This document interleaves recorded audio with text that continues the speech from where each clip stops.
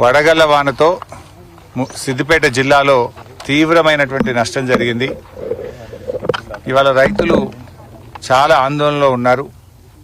రాష్ట్ర ప్రభుత్వం పంటల బీమా చేస్తామని శాసనసభలో బడ్జెట్లో నిధులు కూడా కేటాయించి మొండిచేయి చూపింది. నిజంగా పంటల బీమా చేసుంటే ఇవాళ రైతులందరికీ మేలు జరిగేది.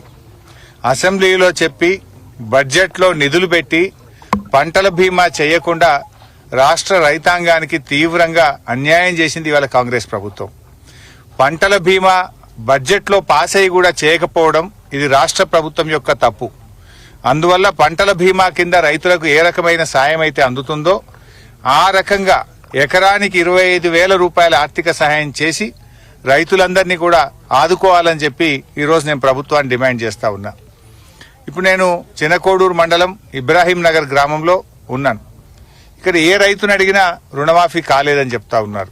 అంటే కేవలం ఒక 40 పైసలు రుణమాఫీ అయింది, 60 పైసల మందికి ఇంకా రుణమాఫీ కాలేదు.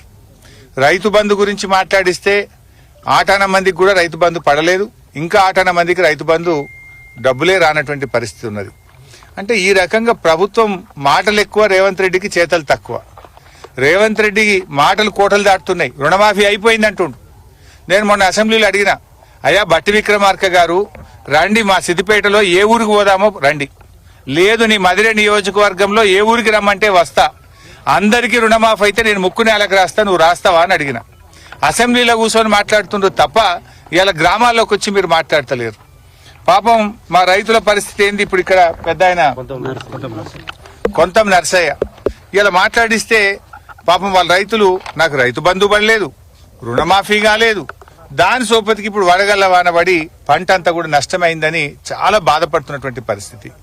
ఒక్క సిద్దిపేట జిల్లాలోనే 12,000 ఎకరాలకు పైగా మొన్న పడ్డ వడగళ్ల వానకు నష్టం జరిగింది.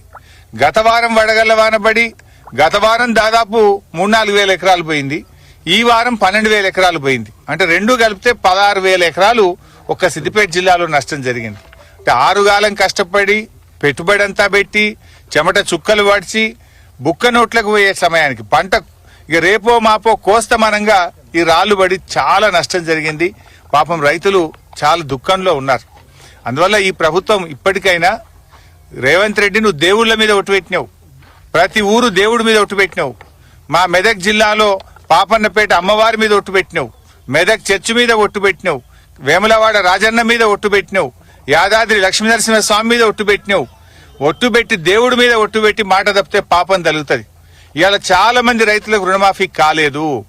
ఇప్పటికైనా రుణమాఫీ డబ్బులు మొత్తం విడుదల చేయాలని చెప్పి నేను కాంగ్రెస్ ప్రభుత్వాన్ని రేవంత్ రెడ్డిని డిమాండ్ చేస్తున్నా.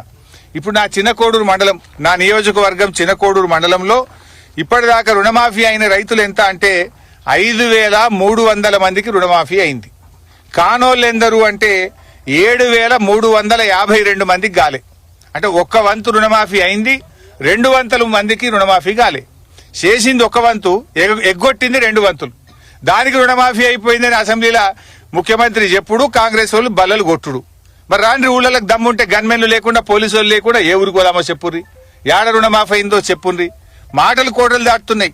ఇప్పుడు నేను లెక్కలతో చెప్తున్నా, నా సిద్దిపేటలో నా నియోజకవర్గంలో చిన్నకోడూరు మండలంలో అయింది 5,300 మందికి, కాంది 7,352 మందికి.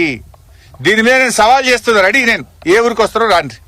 రుణమాఫీ చూస్తే గిట్లా, రైతు బంధు చూస్తే గట్లా, పంటల బీమా ఎగ్గొడితివి, అన్ని మోసాలే. ఇలా రైతు బీమా జనరల్ ఎవరైనా రైతు చనిపోతే కేసీఆర్ ఉన్నప్పుడు వారం లోపల 5 లక్షలు బ్యాంకులో పడుతుండే.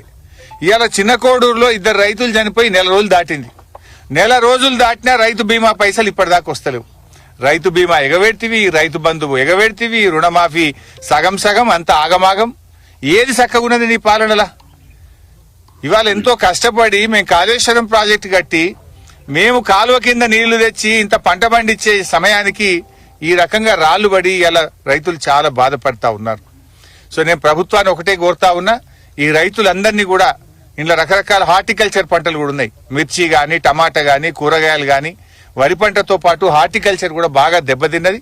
ఈ రైతులందరినీ కూడా ఆదుకోవాలని, ఈ రైతులకు వచ్చే వానకాలానికి ఉచితంగా విత్తనాలు ఇవ్వాలని, ఇన్పుట్ సబ్సిడీ కింద ఎకరానికి 25,000 రూపాయలు ఇవ్వాలని ఈ రోజు మేము డిమాండ్ చేస్తా ఉన్నాం. Thank you. సార్ ఒక చిన్న వనజీవరావు ఓకే. పద్మశ్రీ అవార్డు గ్రహీత వనజీవన వనజీవి మళ్ళీ చెప్తా. పద్మశ్రీ అవార్డు గ్రహీత